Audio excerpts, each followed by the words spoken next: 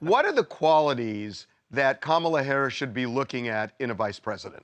Nobody knows more about how to do that than she does, right? She is the vice president. She's been through that process, and I know she'll create a process that makes sense for her, and yield somebody that she wants to be on a ticket with. If you were to be selected in that role, um, how would that? What would your strategy be going out on the campaign stump to win the election?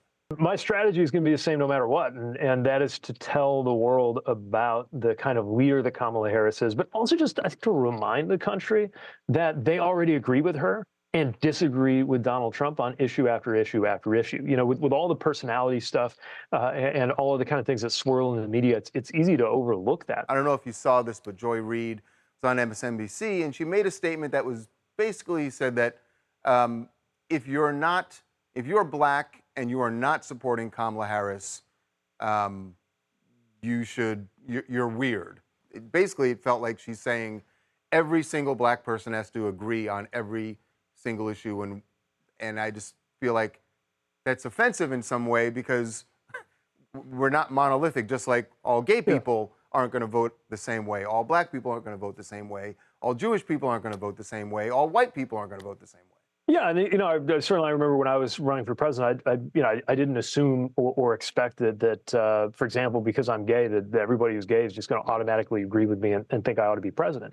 And one thing that I noticed, and I think bears mention about Kamala Harris, is right. Even when the president of the United States gave her his backing, even when it became clear that everyone who anybody guessed might have competed against her quickly said that they want her to be the nominee too, and endorsed her.